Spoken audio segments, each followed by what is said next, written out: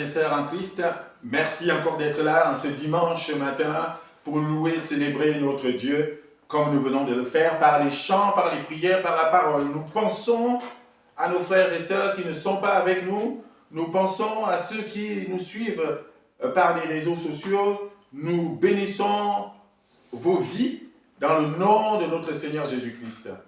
Notre Église a toujours ce plaisir de vous retrouver, de nous retrouver autour de la parole de Dieu tous les dimanches, comme Dieu le permet.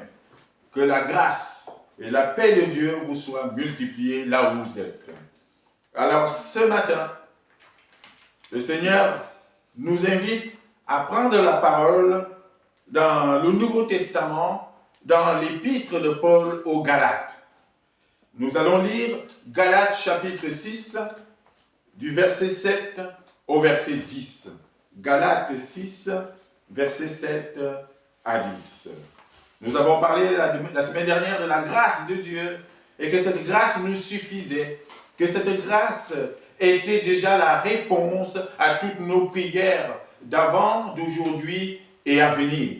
Et que cette grâce était suffisante dans nos vies et qu'elle est là pour nous permettre de lâcher prise afin que la puissance de Dieu vienne se manifester au milieu de nous et dans nos faiblesses.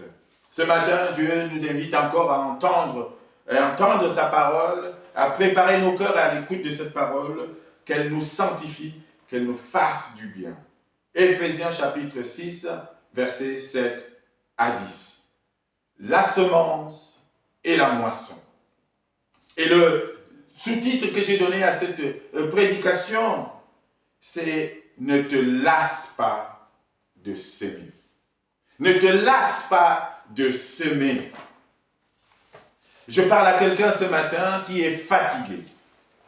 Je parle peut-être à quelqu'un ce matin qui en a assez de faire du bien autour de lui et de ne jamais recevoir les effets positifs ou la récompense de ce bien qu'il fait. Je parle peut-être à quelqu'un ce matin et qui est sur le point d'abandonner sa foi, de relâcher, qui est sur le point de revenir en arrière. Je parle peut-être à quelqu'un de ce matin qui est déjà rétrograde. C'est-à-dire qui a connu Christ, qui a connu Dieu, qui a marché avec lui et qui a accepté sa présence et qui, à force de marcher, de faire du bien et d'essayer d'avancer avec lui, ne voyant pas la récompense arriver et qui aujourd'hui est en train de dire « ça ne sert à rien, j'abandonne, je déclare forfait, je ne continue plus la course ». Je parle peut-être à quelqu'un ce matin qui a arrêté la course. L'apôtre Paul, quand il écrit aux Galates, il leur dit « vous couriez si bien,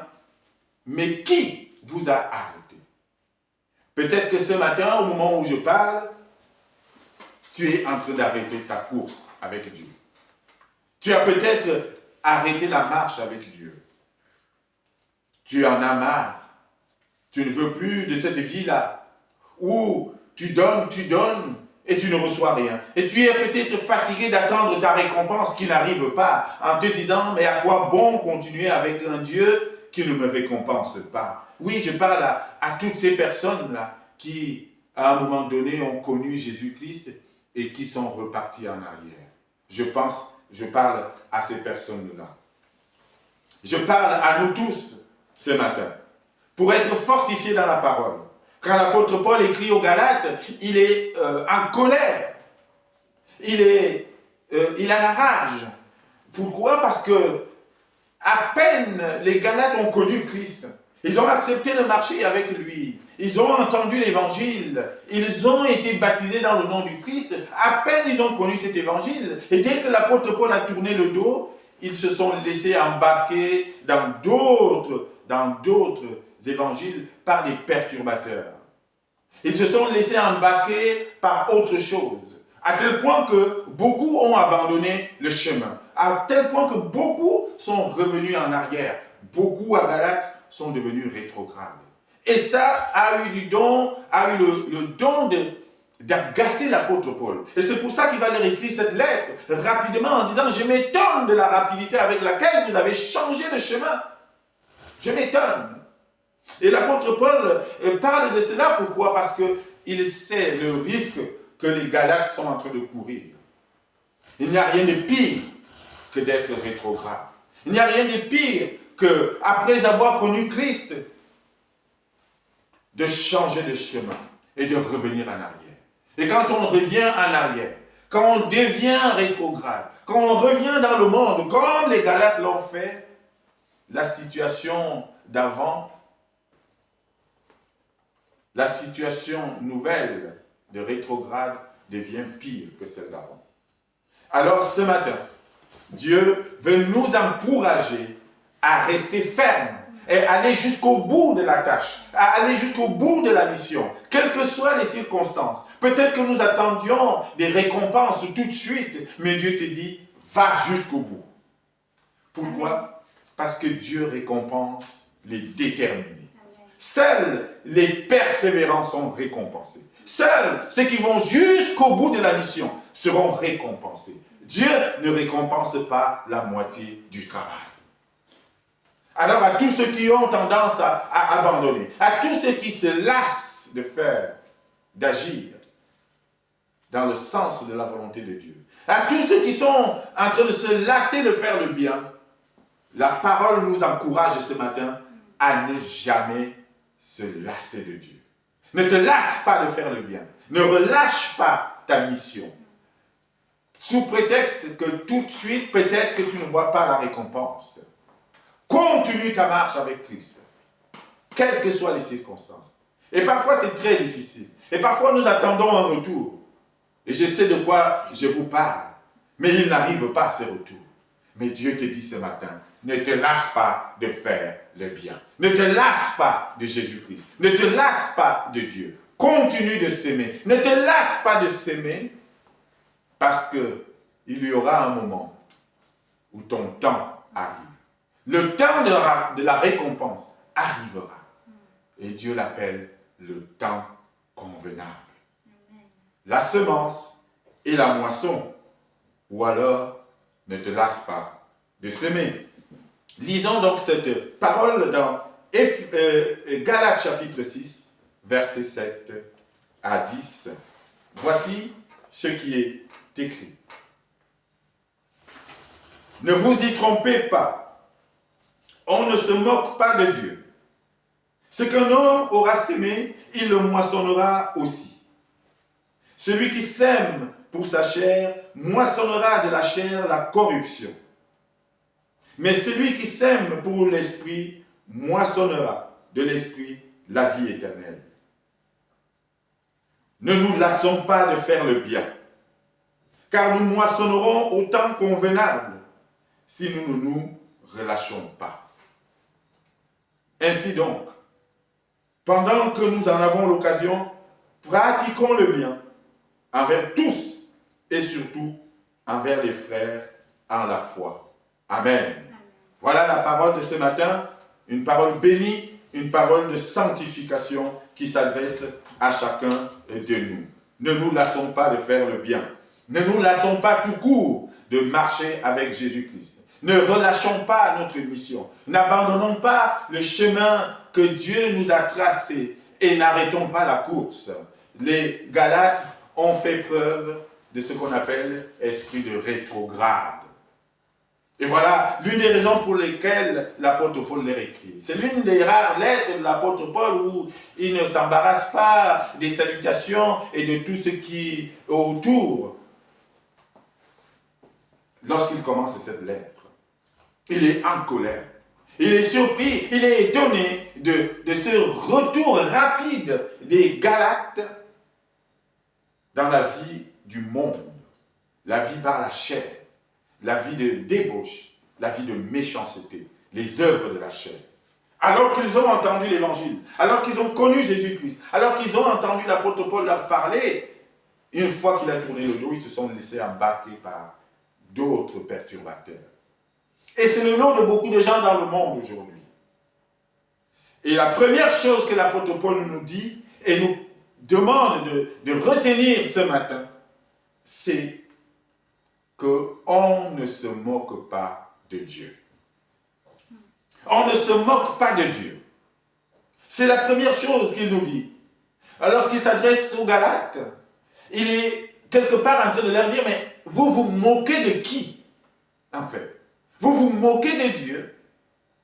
Vous avez connu Jésus-Christ. Vous avez entendu parler de l'Évangile. Vous avez accepté de marcher sur son chemin. Vous avez été baptisé. Vous avez déclaré que vous reconnaissez ce Seigneur comme votre Seigneur. Et ça n'a même pas tenu 1 an. Quelques mois à peine. Une fois que je tourne le dos, vous vous laissez encore conduire par les choses du monde. Vous retournez dans votre vieille vie d'avant, la vie par la chair. Vous vous moquez de qui, en fait? En quelque sorte, c'est ça que nous devons comprendre dans ce que l'apôtre Paul dit. On ne se moque pas de Dieu. C'est la première chose qu'on doit retenir ce matin. Et beaucoup dans le monde se moquent de Dieu. Laissez-moi vous le dire. Beaucoup de gens se moquent de Dieu. Et le monde a des soucis aujourd'hui parce que le monde se moque de Dieu. Et je peux comprendre qu'on nous dise, oui, on est libre, on peut se moquer de tout. Mais bien aimé en Christ, si on peut s'abstenir de se moquer de Dieu, ce sera encore mieux. Il n'est pas utile de se moquer de Dieu. Et ce que les Galates font ici, c'est une preuve de moquerie de Dieu. Un pas devant et 3 pas en arrière. On a accepté, on s'est engagé, mais au bout de la course, au milieu de la course, à peine on a entamé la course, qu'on s'arrête et qu'on revient en arrière. Ça s'appelle se moquer de Dieu. C'est ce que l'apôtre Paul veut qu'on comprenne ce matin. J'espère que ce n'est pas ton cas. Il revient à la vie par la chair. Et laissez-moi vous dire une chose ce matin, bien-aimés en Christ, avec beaucoup de force et de tristesse aussi. Mais celui qui se moque de Dieu se moque de lui-même. Celui qui se moque de Dieu se moque de lui-même. Parce qu'au final, cela se payera. Et il faut qu'on se le dise. Vaut mieux ne pas s'engager que de s'engager et de revenir très vite en arrière. Ça, il faut parfois qu'on se dise les vérités, bien-aimés en Christ. On a assez de se caresser dans le sens du poil. Il faut que les gens comprennent qu'il y a quelque chose qui est primordial dans la vie, c'est la crainte de Dieu. Le monde est mal aujourd'hui. Les gens passent par des moments difficiles aujourd'hui, la plupart du temps, parce qu'au fond, il manque la crainte de Dieu. Les gens ne craignent plus Dieu. Pas la crainte dans le sens d'avoir peur de Dieu, non. C'est on ne respecte plus Dieu. On ne respecte plus le sacré. On se moque. On ne respecte pas la sainteté de Dieu.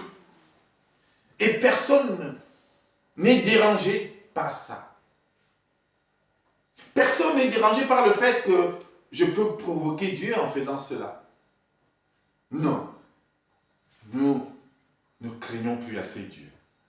Nous sommes devenus des rigolos. Des rigolos spirituels. Nous n'avons pas ce lourd respect que nous devons à Dieu. Souvent. Et ça s'appelle se moquer de Dieu. Oh, le but ce matin, que le monde reprenne la crainte de Dieu. Le respect de Dieu.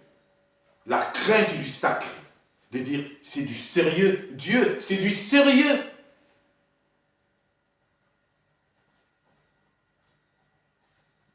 On ne se moque pas de Dieu. C'est par là que l'apôtre Paul commence. Et ne vous y trompez pas. On ne se moque pas de Dieu. Combien d'exemples on a vu dans le monde, je ne peux pas les citer ici, où les gens se moquent complètement de Dieu.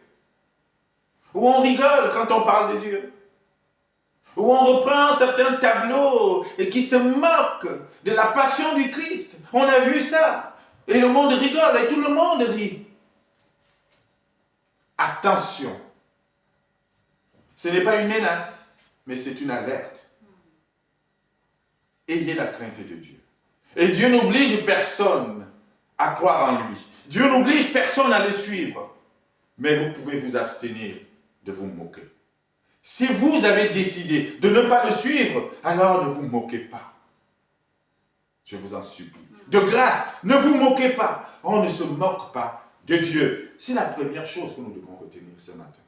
Mais la deuxième chose, c'est qu'il y a plusieurs manières de se moquer de Dieu. Il y a plusieurs façons de se moquer de Dieu. On peut se moquer de Dieu tout simplement en refusant de croire en lui. On peut se moquer de Dieu en décidant de désobéir à sa parole et à sa volonté. Moi, je fais ce que je veux. Je n'écoute pas Dieu. Je m'en fous de Dieu. Ce n'est pas grave. Et ça, on a entendu cela. C'est se moquer de lui. On peut se moquer de Dieu, même dans l'église. Les serviteurs de Dieu peuvent être les premiers moqueurs de Dieu. Et nous avons là-dessus, nous, les églises, une grande responsabilité. Si nous ne voulons pas que le monde se moque de Dieu, nous devons être les premiers à montrer que c'est du sérieux. Or, souvent, qu'est-ce qu'on voit? Dans les églises, les serviteurs, ceux qui se disent chrétiens, sont les premiers à se moquer de Dieu. En faisant comment? En prenant à la légère le ministère. En prenant à la légère le service. Le dimanche, on va à l'église si on veut, alors qu'on se dit chrétien.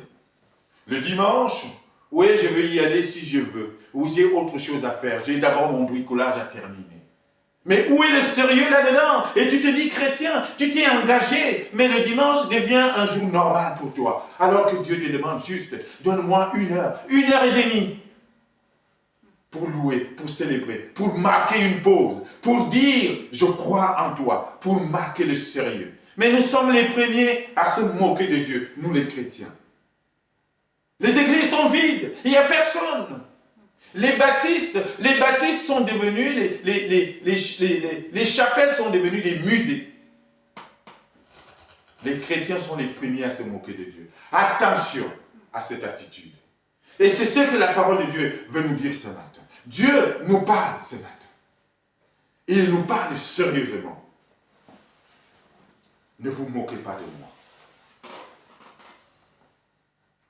Et on peut se moquer de Dieu aussi en devenant rétrograde, comme je viens de dire. Comme c'est le cas pour les Galates. Ils ont commencé, ils ont accepté, ils se sont engagés, mais à la première perturbation, à la première turbulence, ils se sont arrêtés et au contraire, ils sont revenus en arrière. C'est encore pire que celui qui ne s'est pas engagé du tout. Vaut mieux ne pas s'engager avec Dieu. Vaut mieux ne pas dire « Seigneur, j'accepte de marcher avec toi » que de faire ce chemin, un petit bout de chemin et de revenir pire encore qu'avant. Attention à l'esprit rétrograde. Dieu veut les engager. Dieu veut les déterminer. Dieu veut les persévérants. Dieu veut les gens qui vont jusqu'au bout. Dieu veut les gens qui comprennent tous les enjeux qu'il y a derrière la vie spirituelle. Il y a un grand enjeu. Il s'agit, c'est une question de vie ou de mort, de vie éternelle ou de mort éternelle. C'est une question de salut. Et quand on accomplit ça, bien-aimés en Christ, qu'on ait la récompense maintenant, ou pas du tout, ou plus tard, on marche et on reste sur le chemin. Je prie Dieu que vous compreniez ce que je veux dire. Je prie Dieu que vous compreniez le sérieux qu'il y a derrière l'évangile. Il s'agit du salut des âmes. Et on ne s'amuse pas avec le salut des âmes. On ne se moque pas de Dieu. Et on se moque de Dieu en devenant rebelle. Je connais Dieu, je sais ce qu'il veut, mais je décide volontairement de faire le contraire. Ça s'appelle être rebelle. Et le rebelle, Dieu résiste au rebelle. Et la colère de Dieu risque de se déverser contre les rebelles s'ils ne changent pas. Et oui, on se moque de Dieu en choisissant de s'aimer le mal. De s'aimer le mal. De rester du côté de la débauche, des œuvres de la chair. C'est cela, se moquer de Dieu. Alors si c'est ton cas, et si vous vous reconnaissez dans tout ce que je viens de citer, il est plus que temps de changer et de se repentir, de venir devant le Seigneur et dire, oui, peut-être que dans mon attitude, je me suis moqué de toi. Peut-être que c'est inconscient. Peut-être que je ne savais pas qu'en faisant cela, c'est une manière de me moquer de toi. Père, pardonne-moi. Et il vous pardonnera et il vous reprendra à lui. Revenez à la maison du Père. Attention à ce que vous semez. Et c'est ça le troisième point ce matin, bien-aimés en Christ. Faites attention à ce que vous semez. Parce que telle semence, telle moisson, telle semence, telle récolte. Tu récolteras ce que tu auras semé. Et c'est la loi spirituelle. C'est même la loi agricole aussi. La graine que tu sèmes te produira exactement ce que tu as semé. Faites attention à ce que vous semez. Le verset 7 nous dit, ce qu'un homme aura semé, il le moissonnera aussi.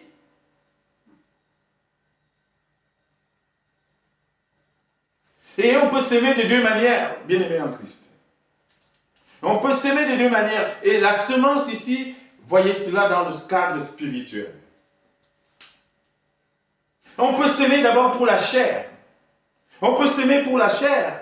Et celui qui sème pour la chair récolte de la chair la corruption, la mort éternelle.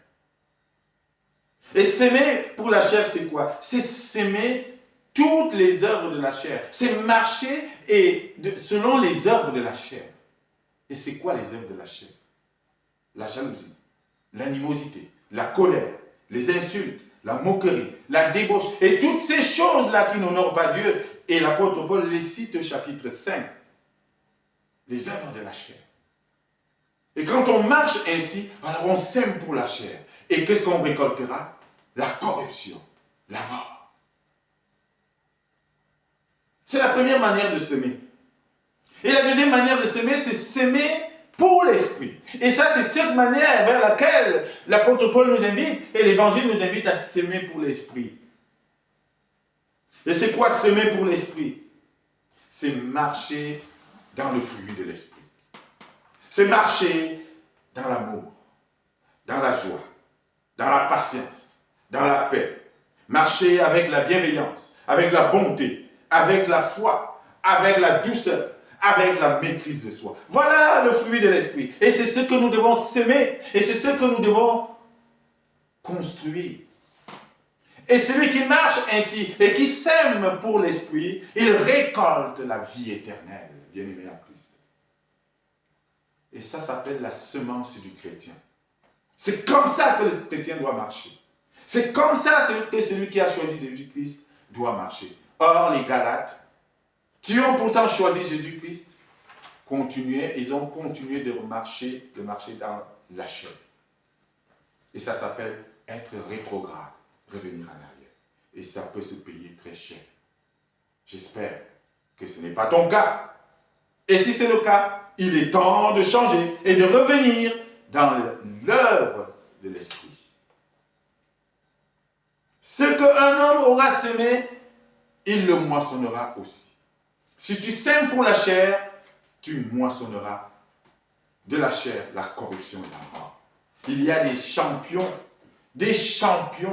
de la zizanie. Lorsqu'il passe quelque part, il sème la zizanie. Lorsqu'il arrive quelque part, il sème la jalousie, il sème l'aigreur, il sème la calomnie. Il y a des champions. Quand il arrive quelque part, on dit, oh là là, lui, ça va partir dans tous les sens. Et il y a des gens qui sont fiers de ça. Ce n'est pas bon de marcher et de s'aimer pour la chair. Dieu nous demande de marcher par l'esprit. De telle sorte que quand on arrive quelque part, on dit, voilà, lui, c'est la paix. Lui, c'est l'amour. Ou elle, c'est la bienveillance. Et c'est la bonté. Et c'est ce que nous devons montrer. La douceur, la foi incarnée. C'est ce qu'on doit dire de nous. Qu'est-ce qu'on dira de toi? Quel est le témoignage que tu pourras laisser sur cette terre quand tu pars? Est-ce qu'on dira, lui, mais lui, oh là là, et c'était un querelleur, un bagarreur. Ou alors on dira, qu'est-ce qu'il était bienveillant. Qu'est-ce qu'il était bon. Qu'est-ce qu'il avait la foi. C'est cela le témoignage. C'est cela qui paye. Fais attention à ce que tu sèmes. Bien-aimé en Christ. Quelle est ta semence aujourd'hui? Alors cela nous amène à dire quoi? Que nous devons veiller à la qualité de notre semence. Veille sur la qualité de ta semence et choisis la bonne semence. Dieu nous a présenté les deux manières de s'aimer. S'aimer par la chair ou pour la chair, ou s'aimer par l'esprit ou pour l'esprit. Veille à la qualité de ce que tu sèmes, parce que ta moisson dépendra de la qualité de ta semence. Ta récolte ressemblera à ce que tu auras semé. Si tu as semé le mal ou la méchanceté, alors tu récolteras le mal et la méchanceté. Et si tu as semé le bien, et c'est ce vers quoi la parole nous invite, tu récolteras le bien. Fais attention à la qualité de ta semence. Soyons comme Christ. C'est la parole, ce matin nous dit d'être comme Christ. Nous devons devenir des semeurs de bien. Deviens un semeur de bien. Et non pas de mal. Et non pas de jalousie. Et non pas un semeur de calomnie. Et non pas un semeur de trahison. Deviens un semeur de bien. Sème le bien. Comme Christ. La parole nous dit que Jésus-Christ est passé de village en village et de ville en ville, faisant du bien, guérissant des malades, annonçant l'évangile. Sois un semeur de bien comme Jésus-Christ. Si tu es chrétien, tu dois suivre la marche de Christ.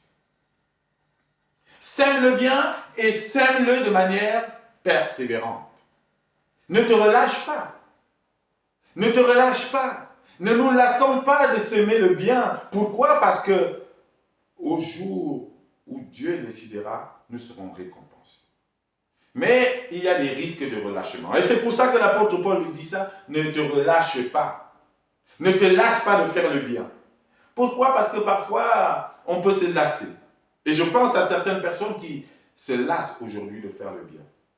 Moi, j'ai connu des gens qui étaient des gens bien. Des gens, quand on voit, on dit, c'est un homme de paix, de bonté. Et puis tout d'un coup, qui sont devenus aigris, querelleurs, méchants.